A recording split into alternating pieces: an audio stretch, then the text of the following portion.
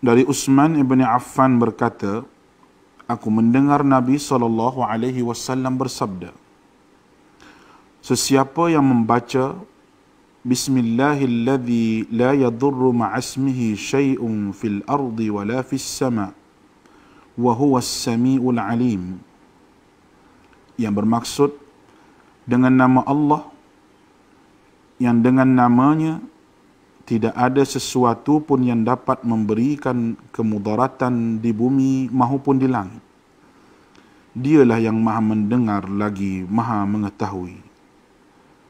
Sebanyak 3 kali, maka dia tidak akan ditimpa bala yang datang secara tiba-tiba sehingga subuh.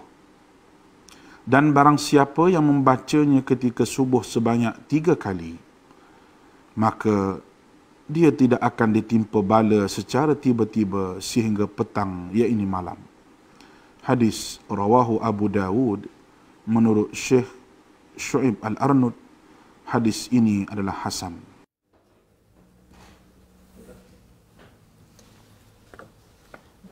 Assalamualaikum warahmatullahi wabarakatuh. Bismillahirrahmanirrahim. Alam nashrah laka sadrak wa wada'na anka wizrak alladhi anqadha zahrak wa rafa'na laka dhikrak fa inna ma'al usri yusra inna ma'al usri yusra fa idza faraghta fansab wa ila rabbika farghab. Allahumma aftah alaina hikmataka wa anshur alaina min khazaini rahmatik ya arhamar rahimin. Rabbi shrah li sadri wa yassir li amri wahlul 'uqdatam min lisani yafqahu qawli. Alhamdulillah, anak-anak murid di negeri Perlis dan juga di serata Malaysia, sahabat-sahabat muslimin muslimat yang sedang menonton slot ini pada hari ini, Ramadan Karim. Kita sama-sama baca doa. Allahumma inni as'aluka ridhaka wal jannah wa na'udzubika min sakhatika wan nar. Allahumma innaka afuwun tuhibbul afwa fa'fu anna. Ya Allah, sesungguhnya Engkau Maha Pengampun, Engkau suka memberi keampunan, maka ampunkanlah aku. Okey, bertemu lagi kita dalam slot yang kelima dengan Ustazah untuk subjek Pendidikan Islam SPM.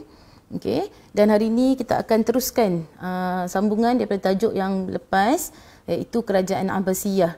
Okey, slot yang lepas kita sudah tengok pengenalan dan penyebaran Islam, perkembangan pendidikan. Dan hari ini kita akan tengok lagi 3, iaitu perkembangan sains dan teknologi, perkembangan ekonomi dan perkembangan ketenteraan. Okey, macam biasalah Ustazah sentiasa berkongsi link dan juga QR code ni untuk Padlet Ustazah yang Ustazah letakkan nota. Kita boleh tengok kalau anak-anak klik. Okey, di sini ada koleksi nota Ustazah ya. Dan hari ini kita akan tengok nota iaitu nota sains dan teknologi. Okey, ni notanya. Kemudian kita akan tengok nota ekonomi. Okey, nota ni. Cuma Ustazah pindahkan dia ke dalam PowerPoint. Dan juga ketenteraan. InsyaAllah harap sempatlah kita habiskan sampai ketenteraan ya. Okey, sebelum tu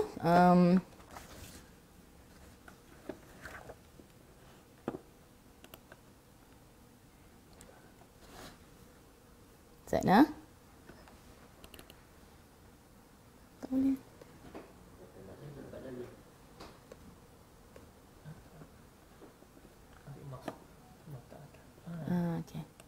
Okey, sorry. Okey, sebelum tu kita ulang kaji tajuk-tajuk lepas. Okey, tajuk yang Ustazah dah cerita minggu slot yang lepas. Kita tengok ada tak yang lekat dalam kepala anak-anak sekalian. So ready? Okey. Okey, sekarang ni ada senarai nama tokoh. Ni untuk pendidikan Abbasiyah untuk perkembangan pendidikan. Tengok tokoh. Kemudian lepas tu ada bidang dia. Jadi Ustazah nak anak-anak ambil masa untuk padankan. Al-Khawarizmi ni tokoh dalam bidang apa? Al-Batani tokoh dalam bidang apa? Ya?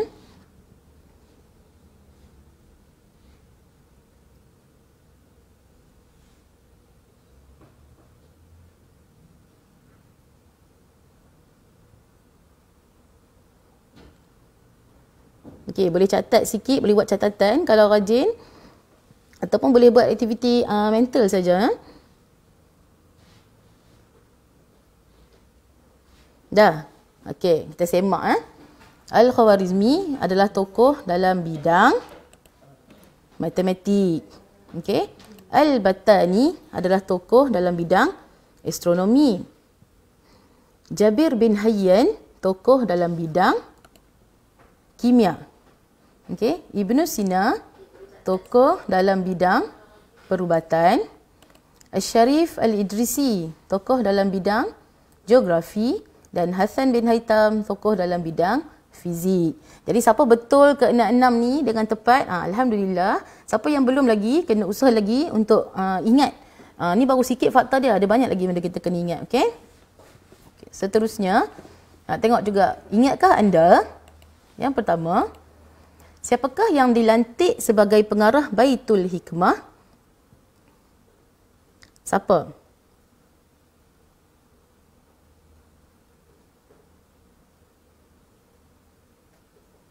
Ingat tak? Siapa yang pernah dilantik sebagai pengarah Baitul Hikmah? Al-Khwarizmi. Okey. Yang kedua, siapakah yang mencipta cermin mata? Siapa cipta cermin mata? Hasan bin Haytham. Okey. Siapakah yang membina peta dunia yang pertama dalam bentuk glob? Siapa yang bina peta dunia pertama dalam bentuk glob? Asy-Syarif Al-Idrisi. Okey, dan yang keempat, siapakah yang mencipta alat bernama astrolabe? Ingat tak? Al-Battani. Okey, jadi tahniah untuk siapa yang teka dengan betul. Siapa yang tak tahu, hari ni kita belajar dan ulang kajilah fakta yang kita telah belajar dalam solat lepas.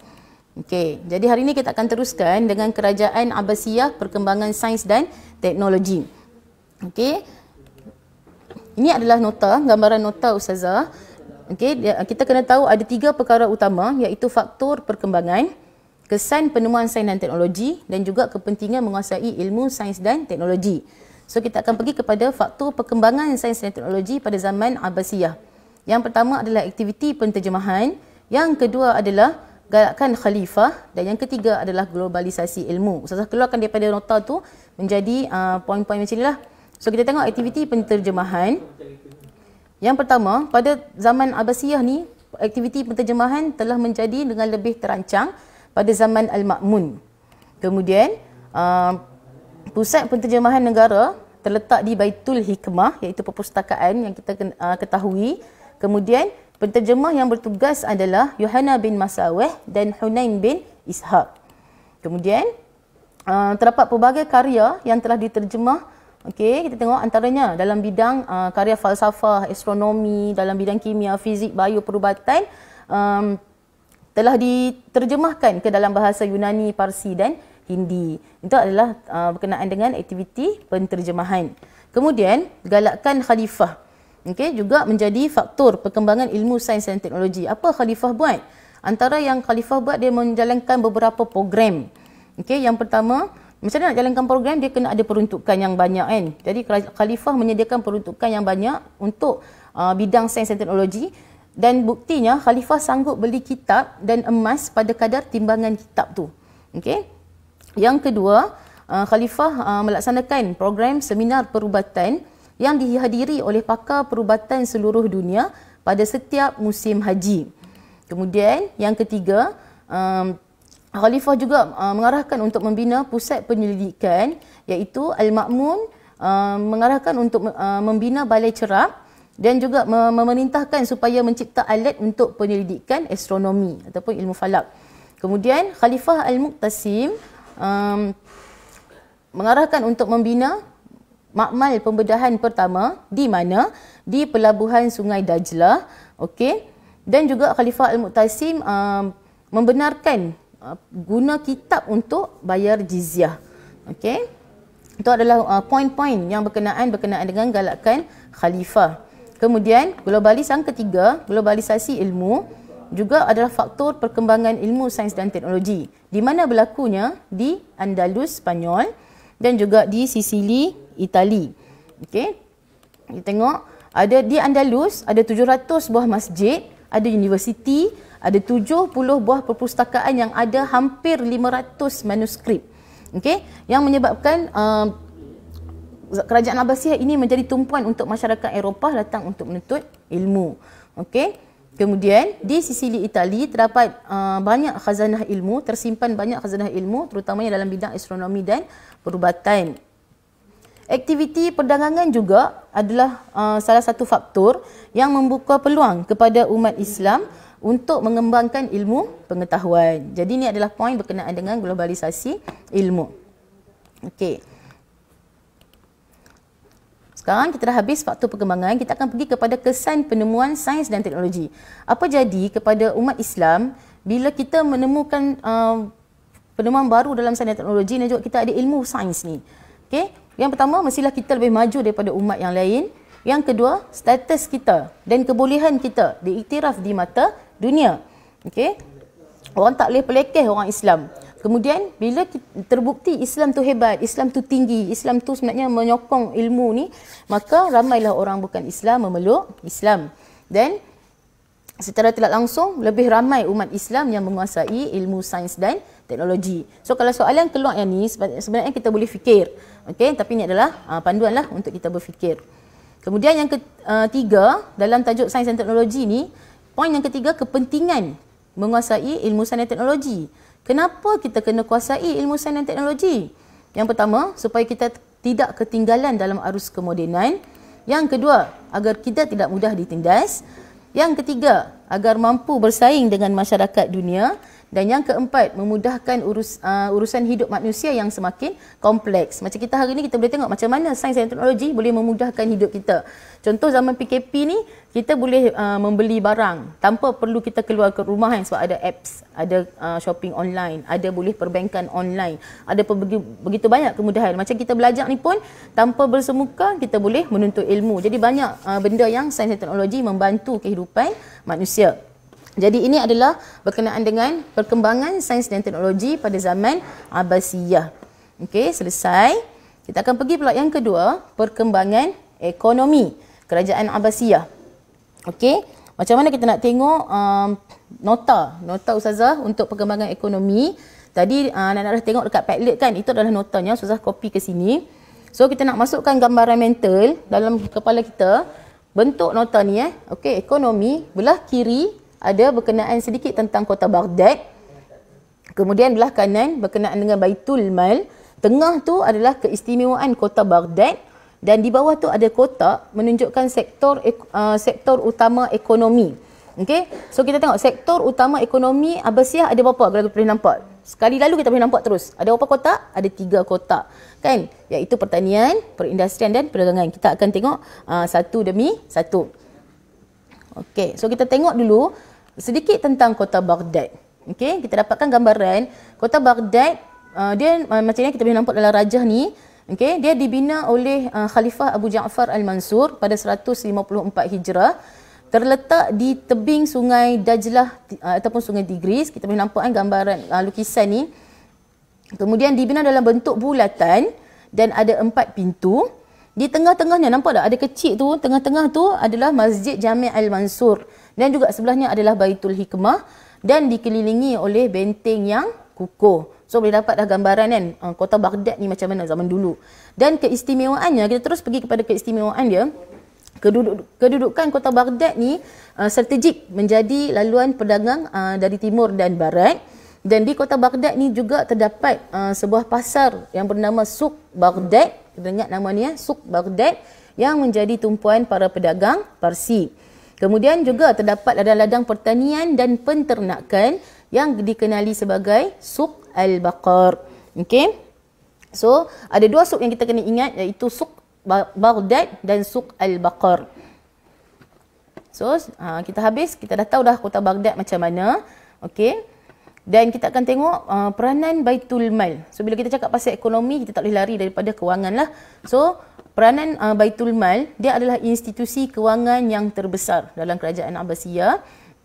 Apa dia fungsi dia? Pengurus sumber-sumber pendapatan negara dan mengawal perbelanjaan negara. Kemudian kita boleh tengok kat sini, Baitul Mal dia terpecah kepada dua. Kita kena ingat struktur ni sebab kadang-kadang dia akan tanya soalan dekat isi tempat kosong. Okey. Baitul Mal terbagi pada dua iaitu Dewan Al-Kharaj dan Dewan An-Nafaqah. Dan akaun Baitul Mal ini dikawal oleh Dewan Al-Usul dan Dewan Al-Zimmah. Okey, boleh ikut Ustazah sekat ni. Sekarang kita berada pada kerajaan Abbasiyah, perkembangan ekonomi. Kita dah pergi kota Baghdad, kita dah pergi Baitul Mal. Sekarang kita nak tengok sektor utama, kita nak zoom in satu-satu. Okey, sektor utama ekonomi, kita boleh tengok kat sini. Okey. Pertanian, perindustrian, perdagangan. Kalau sektor utama ekonomi zaman Umayyah, ingat tak tingkatan 4 dulu? Apa? Pertanian dan perdagangan. Tidak ada perindustrian. So untuk Abbasiyah ditambah lagi dengan perindustrian. So kita tengok pertanian. Okey. Apa dia khalifah buat untuk menambah baik dan memajukan sektor pertanian zaman Abbasiyah? Yang pertama, membina saliran. Yang kedua, melebarkan sungai dan terusan. Yang ketiga, membuka tanah pertanian baru. Yang keempat, membuat penyelidikan dalam bidang pertanian. So ada 4 perkara yang khalifah buat untuk memajukan dan menambah baik bidang pertanian. So antara wilayah yang banyak keluarkan hasil pertanian adalah Mesir, Syam, Iraq, Yaman, Maghribi, Khurasan, Andalus. Banyak lagi ni antara negara-negara yang banyak mengeluarkan hasil pertanian. Antaranya boleh tengok kat situ, gambar tu sebagai nak membantu ingatan. Dari segi bijirin, gandum, barli, beras, buah-buahan, anggur, limau, kurma, pisang, tembikai. Dari segi sayur-sayuran, timun, kobis, kacang, ubi. Dan dari segi ternakan, lembu, kambing, itik dan lebah. Ni benda ni kita boleh faham. Sebut pertanian kita boleh bayangkan dah kan. Okey, so begitulah sektor pertanian zaman Abbasiyah. Sekarang kita tengok pula sektor perindustrian. Zaman Abbasiyah, kepesatan sektor ini telah menjadikan negara-negara Islam ni industri yang terkemuka dan memenuhi keperluan masyarakat. So kita boleh tengok banyak yang hasil-hasil yang telah diindustrikan seperti tenunan, hamparan, permaidani, gambar-gambar tepi tu nak membantu anak-anak untuk ingat. Okey, tembikar, batu permata dan juga kertas. Okey, ni dalam bidang perindustrian. Kemudian dalam sektor perdagangan, okey, apakah faktor kepesatan sektor ini? Okey, yang pertama, pembukaan wilayah-wilayah baru yang memberi ruang kepada pasaran perniagaan. Kan Islam berkembang dan berkembang, bila berlaku dakwah berkembang. Jadi bila terbukanya wilayah baru ni, maka banyaklah peluang untuk orang-orang Islam berniaga. Kemudian perkembangan industri perkapalan. Yang ketiga, sarjana Islam menghasilkan karya-karya yang menjelaskan tentang hukum perniagaan. Jadi lebih ramailah orang semangat nak berniaga kan. Kemudian kemahiran orang Arab sendiri, sebagaimana yang kita tahu, orang Arab pandai berniaga. So ada 4 faktor kepesatan sektor perdagangan zaman Abbasiyah. Dan apakah langkah positif yang khalifah lakukan untuk menggiatkan aktiviti perdagangan? Ada 3 isi kat sini. Yang pertama, membina pusat perniagaan yang dilengkapi dengan perigi di jalan-jalan utama. Kita kalau nak ingat ni benda-benda poin-poin kecil ni kita kena ingat betul-betul. Sebab nanti kalau kita jawab, kalau kita tertukar fakta, salah. Okey. Bina pusat perniagaan, okey, bina tempat nak berniaga yang dilengkapi dengan perigi di jalan-jalan utama. Kemudian membina rumah-rumah api untuk panduan kapal pedagang. Dan yang ketiga, mengetatkan kawalan keselamatan untuk mengelakkan daripada dirompak lanun. So ada 3 langkah positif yang khalifah lakukan untuk menggiatkan aktiviti perdagangan zaman Abbasiyah. Okey. Sekarang kita tengok kat bawah tu ada gambar laluan sutera. Sebab apa? Sebab kita nak tengok zaman ini para peniaga Muslim telah pergi ke Canton China untuk mendapatkan sutera. Okey, jadi dia nak pergi ke China tu, mereka melalui Samarkand dan Turkistan. So laluan tu, garisan warna merah tu, okey, kita boleh tengok garisan warna merah ni adalah dikenali sebagai laluan sutera. Okey. Terdapat juga orang-orang Islam yang pergi berniaga di Andalus dan Eropah, Selatan Afrika dan juga Madagaskar. Dan mereka menggunakan cek kembara yang dikenali sebagai as-saftajah. Ya, as-saftajah iaitu cek kembara yang siapa guna? Para pedagang guna untuk berniaga. Okey, habis berkenaan dengan perdagangan. Jadi ni kita boleh tengok kalau kata sektor ekonomi kerajaan Abbasiyah, kita terus nampak kotak ni 3. Paling kurang kita ingat pertanian, perindustrian, perdagangan. Okey. So, ada tambahan kat sini, ada satu jabatan khusus untuk mengendalikan urusan pengairan dan saliran, iaitu Dewan Al-Ma'. Al-Ma' tu air kan. So kita ingat ni fakta tambahan. So kita dah habis dah dalam masa sekejap dah lajunya. Kita dah habis perkembangan ekonomi. Okey, bermula dengan Kota Baghdad. Ingat tak tadi Kota Baghdad macam mana bentuk dia? Bulat, kan? Kemudian ada 4 pintu. Terletak di tebing sungai Dajlah. Siapa yang bina? Khalifah Abu Ja'far Al-Mansur. Ingat tak Khalifah Abu Ja'far Al-Mansur ni kalau dalam 4 orang khalifah yang terkenal tu dia yang keberapa? Slot yang lepas kita belajar dalam perkembangan pengenalan dan perkembangan Islam. Ada 4 orang, Abu Ja'far Al-Mansur adalah khalifah yang keberapa? Yang ke-2. Okey. Dia adalah saudara kandung pengasas Abbasiyah yang pertama tu. Okey. Kemudian keistimewaan Kota Baghdad ada 3. Kemudian peranan Baitul Mal. Ingat balik, Baitul Mal ni ingat Baitul Mal. Baitul ada 2, Baitul yang keliru dengan Baitul Hikmah. Jangan tertukar lah. Peranan Baitul Mal. Mal ni harta, ingat mal duit. Duit, kewangan. Ekonomi, duit, kewangan. So, Baitul Mal ni dia terbagi pada 2, Dewan Al-Kharaj, okey, untuk dan Dewan An-Nafaqah. Okey. So, habis berkenaan dengan kerajaan Abbasiyah, perkembangan ekonomi. Sekarang kita akan pergi kepada yang ketiga, iaitu perkembangan ketenteraan. Okey, ini adalah nota berkenaan dengan tentera. Okey.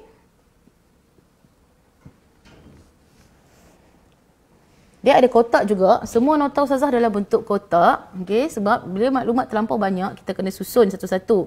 So, kita tengok ada kotak pembaharuan, kemudian struktur organisasi, fungsi ketenteraan dalam menjaga keamanan negara, faktor kejayaan, strategi peperangan Al-Qaradis, struktur pasukan tentera dan contoh peralatan perang.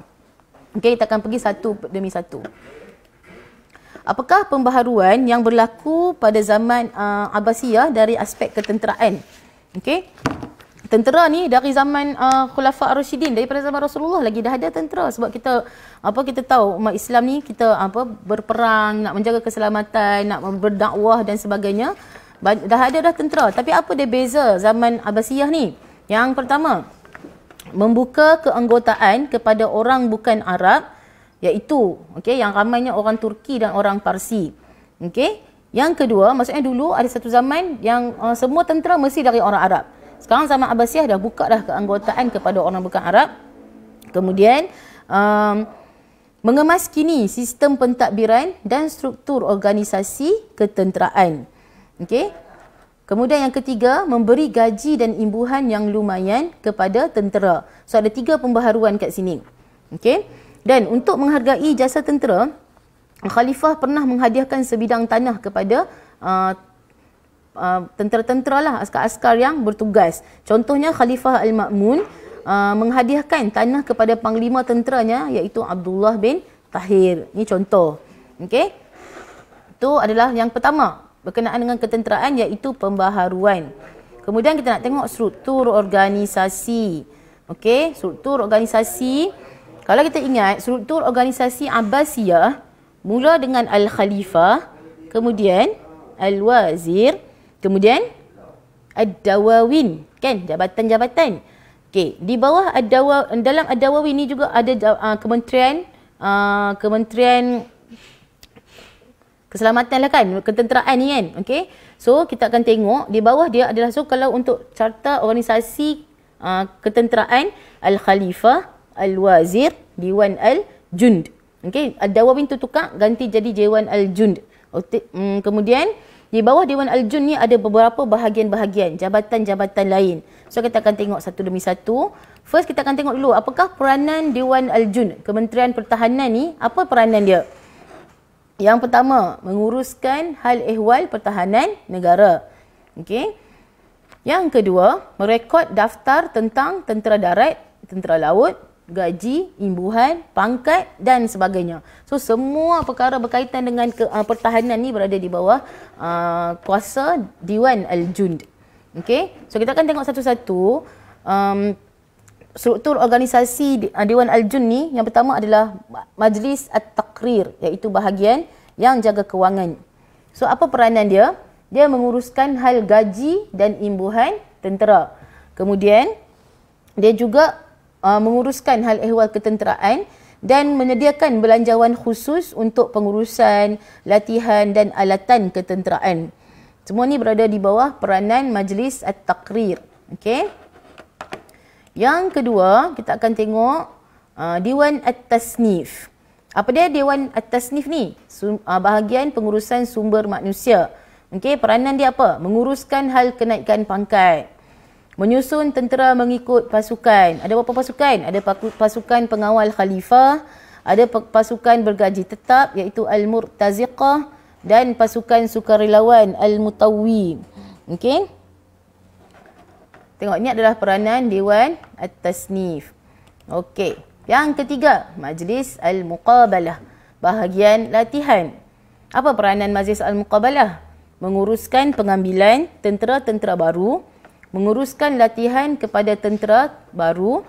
Okey, ada dua. Maksudnya bahagian latihan ni untuk training lah. Okey, tentera-tentera baru. Kemudian Dewan Al-Ard, Depot Simpanan. Okey. Depo simpanan bertanggungjawab menguruskan stor dan kelengkapan senjata. Okey. Dikendalikan oleh pengarah depo iaitu Al-Mushrif ala As-Sina'ah wal Makhzin. Okey, ini adalah dia punya pengarah dia lah. So Dewan Al-Ard, depo simpanan, nak simpan senjata. Kemudian kita tengok Al-Masahun, iaitu bahagian peninjauan. Apa peranan dia? Membuat panduan topografi. Tengok ni gambar kat bawah ni Ustazah letak contoh topografi. Okey. Dan juga dia berperanan menasihatkan pengawal dan panglima tentera berkaitan dengan topografi sesuatu kawasan. Okey. Satu-satu ni kita takkan boleh ingat sekali jalan. Kita kena ingat, kena ulang-ulang banyak kali dan kita kena buat latihan. Okey. Bahagian seterusnya adalah Al-Jawasis iaitu ataupun Al-Uyun iaitu bahagian perisikan. Apa tugas dia? Perisik pun nama kan. So, tugas dia bertanggungjawab mengintip kekuatan dan kedudukan musuh. Kemudian mengintip tahap kesetiaan anggota tentera. Anggota tentera pun kena intip juga. Okey? Sebab nak tengoklah tahap kesetiaan mereka. Kemudian yang seterusnya bahagian Al-Bahariyah iaitu tentera laut. So, tengok. Kalau laut mestilah dia menjaga perairan. Okey, mengawal perairan kerajaan Abbasiyah. Kemudian membina kapal perang, kemudian menyusun angkatan tentera laut. Okey, berkenaan dengan laut-laut ni semua bahagian Al-Bahriyah. Kemudian Dewan Al-Muhandis iaitu bahagian kejuruteraan. Apa peranan dia? Peranan dia bertanggungjawab menguruskan pembinaan kem tentera dan juga membina kubu pertahanan. Okey, kan ada kubu pertahanan lah nak perang kan. So, kita tengok ada 2, 4, 6, 8. 8 bahagian di bawah Dewan Al-Jund. Okay, struktur organisasi ni. Dia nak ingat, kita kena ulang banyak kali. Baru kita akan ingat. Okay. So, kita habis struktur organisasi ketenteraan dalam zaman Abbasiyah. Okay. Kemudian, kita akan tengok juga fungsi dalam menjaga keamanan negara. Okay. Dia ada tugas utama dan juga tugas bantuan. So, kita kena fokus kat sini dari segi, kalau soalan tanya tugas utama, kita kena jawab 3 yang di atas. Kalau tugas bantuan, yang bawah lah. So, apa tugas utama dia? Mempertahankan sempadan negara daripada pencerobohan luar. Menentang musuh negara dan menghadapi sebarang keadaan darurat. Okay, ini adalah fungsi, saya rasa dari segi ketenteraan ni mana-mana negara pun macam tu lah kan. Kemudian tugas bantuan, membantu pihak polis dan pihak berkuasa awam dalam memelihara ketenteraan awam dan anti keganasan. Okey, membantu pihak berkuasa awam dalam bantuan malapetaka dan pembangunan negara. So tugas bantuan yang pertama, bantu pihak polis dan pihak berkuasa awam untuk jaga ketenteraman awam dan anti keganasan. Yang kedua, dalam urusan malapetaka dan juga pembangunan negara. So ketenteraan juga membantu. Yang keempat, okay, dia ada 4 kotak kan? 1, 2, 3, 4. Yang keempat, kanan sekali adalah faktor kejayaan tentera Islam. Okay, kita tengok apakah faktor kejayaan tentera Islam. Yang pertama, yang tadi itulah yang pembaharuan tu kan, kerana dasar ketenteraan yang terbuka. Okey, orang bukan Arab pun boleh jadi tentera, iaitu orang Turki dan Parsi. Kemudian pemimpin yang berkaliber, okey, yang mana mereka sangat menjaga kewajikan tentera, memberi imbuhan, melantik pemimpin yang berkaliber, tidak mengira bangsa. Okey. Kemudian yang ketiga, peralatan ketenteraan yang canggih. Okey, yang keempat, strategi peperangan yang berkesan. Dan yang kelima, yang paling penting sekali yang membezakan kita dengan orang bukan Islam adalah keimanan dan semangat jihad tentera Islam yang tinggi. Okey, so ada 5 faktor kejayaan tentera Islam di zaman Abbasiyah. Yang pertama, dasar ketenteraan yang terbuka. Yang kedua, pemimpin yang berkaliber. Yang ketiga, peralatan ketenteraan yang canggih. Yang keempat, strategi peperangan yang berkesan. Yang kelima, keimanan dan semangat jihad tentera Islam. So kalau soalan tanya, kita boleh bayangkanlah kalau nak berperang tu kena ada apa. Kan paling senang kita ingat kena ada peralatan dan kena ada strategi, kan? Okey. Habis kat situ, kita akan tengok sedikit berkenaan dengan strategi peperangan, iaitu Al-Qaradis. Al-Qaradis ni adalah strategi peperangan yang diwarisi daripada zaman Umar Al-Khattab. Okey, dia membahagikan tentera kepada 5 pasukan yang ada peranan masing-masing. Okey, iaitu pasukan induk, pasukan tentera berkuda kiri dan kanan, dan ada juga bahagian kanan dan bahagian kiri. Itu adalah Al-Qaradis. Kita kena ingat Al-Qaradis ni daripada siapa? Daripada Umar Al-Khattab. Kemudian kita tengok struktur pasukan tentera. Tadi tu struktur organisasi. Sekarang kita nak tengok struktur pasukan tentera. Soalan ni pernah keluar, Ustazah ingat. Ustazah pernah tanda soalan ni. Kita tak sangka pun soalan ni nak keluarkan sebab kita tengok macam tak penting pun. Tapi sebenarnya kita kena ambil take note setiap satu benda kecil-kecil pun. Sebab kadang-kadang sebabkan sikit ni kita tak dapat A. Ataupun kita tak lulus kan. Kita risau kan. Okay. So kita tengok struktur pasukan tentera. Yang pertama adalah Al-Amir, iaitu Laksamana. Yang kedua Al-Qaid, Panglima Perang. Yang ketiga An-Naqaib, Kapten. Dan yang keempat Al-Arif, Corporal. So nama, istilah dan maksud ni pun kita kena ingat. Okey. Al-Amir, Laksamana. Al-Qaid, Panglima Perang. An-Naqaib, Kapten. Al-Arif, Corporal. Okey. So contoh khalifah yang berkaliber kat sini, yang kita ingat masa awal dulu lah, iaitu Harun Ar-Rashid dan juga Abu Ja'far Al-Mansur. Dan yang terakhir, kat sini kita akan tengok contoh peralatan perang. Okey, boleh tengok gambar-gambar ni. Okey, yang ni antara peralatan perang yang ada pada zaman Abbasiyah. Pedang, panah, kapal perang, lembing. Ni manjanik. Yang 4 ni selalu kita biasa tengok dah. Ni contoh manjanik. Kemudian Dabbabah, contoh dia. Kemudian Al-Barud, iaitu gunpowder. So ada apa? 1, 2, 3, 4, 5, 6, 7. Ada 7 contoh peralatan perang yang boleh, yang kita kena tahulah yang ada pada zaman Abbasiyah. Okey. So habislah kita punya slot pada hari ini. Okey, kita nak tengok balik daripada mula. Okey, so kita pergi ke Padlet. Kita nak imbas balik sebab ada masa kan.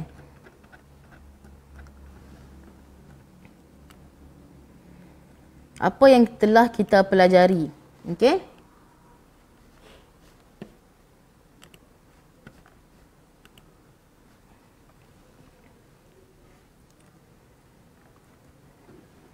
Daripada minggu slot yang sebelum ni, yang pertama yang ni, pengenalan dan penyebaran Islam Kerajaan Abbasiyah. Kita dah tengok macam mana Kerajaan Abbasiyah terbentuk, Apa dia struktur pemerintahan, jenis sistem warisan, kemudian 4 orang khalifah yang terkenal. Siapa? Abu Al-Abbas, Abdullah As-Saffah, Abu Ja'far Al-Mansur, Harun Al-Rashid, Al-Ma'mun. Ada 4 yang terkenal. Kemudian kita tengok faktor dalaman dan faktor luaran, kesan positif penyebaran Islam, semangat jihad umat Islam dan kesan semangat jihad. Kemudian faktor kegemilangan dan faktor kemerosotan ni sebenarnya dia satu bab baru di belakang. Saya masukkan di nota yang pertama ni. Okey, jadi kita dah cover dah daripada hari itu tajuk tentang faktor kegemilangan dan faktor kemerosotan kerajaan Abbasiyah. Kemudian kita pergi kepada yang kedua, iaitu perkembangan pendidikan. Institusi pendidikan ada 4, iaitu masjid, istana khalifah, perpustakaan, pusat pengajian. Okey, faktor perkembangan ada 4 juga. Kemudian bawah tu bidang ilmu yang diterokai, ada ilmu akal, ilmu wahyu, ilmu akli atau ilmu nakli. Kan? Lepas tu bawah ilmu akal ada 6 tokoh. Matematik, kimia, geografi, fizik, perubatan, ilmu falak. Yang mana Ustazah tanya soalan tadi kan? So benda ni semua kita kena study ikut aturan. Okey, kita jangan study sikit sini, lompat pergi sana, lompat pergi sini, nanti faktor tu berterabuk, kita nak cari balik pun susah. Okey, kemudian lepas pendidikan, tadi kita tengok berkenaan dengan sains dan teknologi. Okey, faktor perkembangan sains dan teknologi, aktiviti penterjemahan, galakan khalifah, globalisasi ilmu. Okey, kalau saya tanya, khalifah mana yang membina makmal pembedahan pertama di Sungai Dajlah? Siapa? Khalifah Al-Muqtasim. Okey, siapa pula bina Balai Cerap? Khalifah Al-Ma'mun. Okey. So benda-benda sini kalau kita tak ulang-ulang tanya banyak kali, kita akan lupa. Kemudian kita pergi pada tadi perkembangan ekonomi. Okey, kita tengok macam mana keadaan kota Baghdad, kita tengok apa keistimewaan dia, apa peranan Baitul Mal dan juga 3 sektor utama ekonomi. Okey. So kita tengok tadi, Ustazah tertinggal ni kesan pembangunan ekonomi terhadap rakyat. Kalau ekonomi sesebuah negara tu baik, apa jadi? Umat Islam akan menikmati taraf hidup yang lebih baik. Okey? Dan banyak prasarana lah boleh dibina. Pelbagai prasarana dibina seperti jalan raya, pelabuhan, kemudahan-kemudahan awam. Sebenarnya kita tengok kat Malaysia ni kan banyak kemudahan awam yang kita boleh nikmati. Kemudian wujud banyak peluang perniagaan dan juga banyak bandar baru dibina. Ini adalah kesan daripada ekonomi terhadap rakyat. Okey? Habis ekonomi, kita tengok yang terakhir tadi adalah apa? Ketenteraan. So ketenteraan ni yang paling trickynya adalah pada struktur organisasi. Okey, Al-Khalifah, Al-Wazir. Yang ketiga apa? Yang ketiga Diwan Al-Jund, iaitu Kementerian Pertahanan. Okey. Strategi peperangan yang daripada zaman Sayyidina Umar Al-Khattab. Apa nama dia? Al-Qaradis. Okey. Kemudian struktur pasukan tentera. Al-Amir, Al-Qaid, Al-Naqaib dan Al-Arif. Okey, so benda-benda ni kita kena ulang dan ulang. Okey. So, selesailah kita berkenaan dengan kerajaan Abbasiyah. Okey, untuk tekatan 5. Okey, saya rasa takat tu dulu untuk slot kali ni. Okey. Kiranya untuk tekatan 5, sirah kita dah selesai. Okey. Kita dah selesai hari tu. Kalau siapa ikuti daripada slot 1, kita dah selesai bahagian akidah dan juga bahagian sirah dan tokoh. So 3 bahagian besar lah kita telah selesai. Jadi anak-anak boleh study di rumah bahagian-bahagian lain, iaitu bahagian ibadah, kata 4 ayat 5 dan juga bahagian kertas 2. Okey, tilawah dan juga hadis. Okey, untuk next slot kita akan mengulang kaji berkenaan dengan tajwid. Okey, insya-Allah tajwid dan juga saya akan bawa tengok masalah rumah tangga sikit insya-Allah. Okey, jadi teruskan menuntut ilmu. Okey, kita sekarang dalam bulan Ramadan. Kita banyak peluang untuk beribadah kepada Allah sebab masa banyak kan. Kita tidak disibukkan dengan begitu banyak jadual-jadual yang menekan kehidupan kita. Jadi ni ambil peluang untuk banyakkan beribadah, susun jadual baik-baik. Malam kita nak solat. Jadi kita peruntukkan masa untuk study waktu siang ataupun selepas tarawih. Okey. Dan saya nak kita semua sama-sama merebut peluang untuk dapat sebanyak mungkin rahmat dan juga pahala, kerana apa yang Allah nak bagi dalam bulan Ramadan ni ibarat air yang turun mencurah-curah. Okey, dan kita nak ambil tu, kita nak guna apa, kita nak tadah guna apa, ataupun kita nak biarkan je begitu sahaja. Okey, kita tak mau benda yang ada pada puasa kita ni bertaburan begitu sahaja. Okey, kita nak satu lagi nak pesan, kita dalam berpuasa ni kita nak kena jaga solat. Sebab apa? Sebab kalau kita puasa tanpa solat, macam gambar ni lah, sekejap susah scroll. Ni. Okey, kalau kita puasa tapi kita tak solat, umpamanya kita tadah ayak, kita tadah pahala yang Ustaz kata tadi, tapi kita biar dia mengalir bocok macam tu je.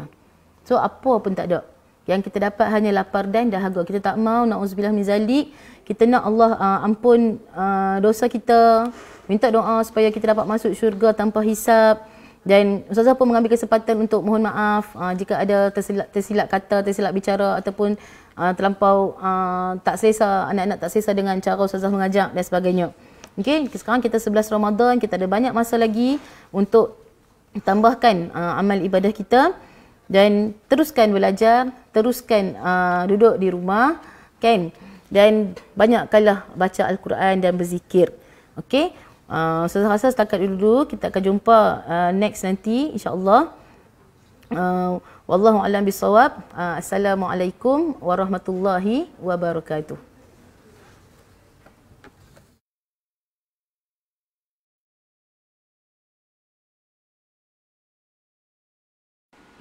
Daripada Anas bin Malik radhiyallahu anhu berkata, Nabi SAW pernah berdoa, Allahumma inni a'udzubika minal barasi wal jununi wal juzami wa min sayil asqam. Ya Allah, aku berlindung denganmu daripada penyakit sopak, penyakit gila, penyakit kusta dan penyakit-penyakit yang buruk. Hadis diriwayatkan oleh Al-Imam Abu Dawud dengan sanad yang sahih.